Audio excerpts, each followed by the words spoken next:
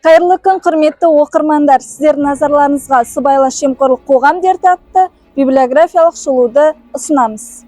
Сыбайлас жемқорлық қазіргі заман дерті, қоғам игілігі мен мемлекеттік мүдделерге нұқсан келтіретін, жеке мақсаттарға жетуге олжа, артықшылық алу үшін мемлекеттік билікті, лауазымды, мәртебені асыра пайдалануда көрінетін этикалық және құқық бұзушылықтардың жиынтығы бар әлеуметтік құбылыс. Сыбайлас жемқорлыққа қарсы күрес атты кітапта сыбайлас жемқорлықтың қоғамға қауіптілігі, олармен қарсы күрестің қылмыстық құқықтық мәселелері, сыбайлас жемқорлық жекеленген түрлері туралы зерттелген. Кітап 2014 жылы юрист баспасынан жарыққа шыққан. Парақорлық үшін қылмыстық жауаптылық оқу құралында парақорлық құрамына қылмыстық құқықтық және криминологиялық талдау жасалып, қылмыстық жауаптылық мәселелерінің сипаттамасына анықтамалар берілген. Кітап 2005 жылы Алматы қаласында жарыққа шыққан. Алауханов Есбергеннің қылмыстық құқық атты кітабы. Бұл кітапта қылмыстық құқықтың ерекше бөлімінің негізгі тараулары, атап айтқанда жеке адамға меншік туралы қарсы қылмыстар баяндалады. Кітап 2001 жылы Жеті жарғы баспасынан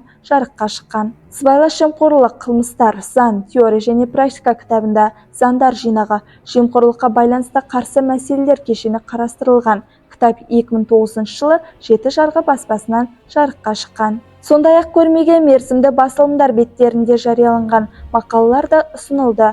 Атап айтсақ, Республикалық, Егемен Қазақстан, Айқын, Заң сынды басылымдардағы мақалалардан сыбайлас жемқорлық, парақорлық тақырыбындағы көкейкесті мәселелермен танысуға болады. Мәселен, жемқорлықпен күрес газетінде 2024 жылдың 6 бетінде жарияланған пара мен алаяқтықты ажырату ерекшеліктері атты мақаланы айтып өткен жөн. Мақалада қылмыстық заңнамадағы пара алу және алаяқтықтың айырмашылықтары айқындалып, соған сәйкес Қазақстан Республикасының заңдары арқылы нақты мысалдар келтірілген.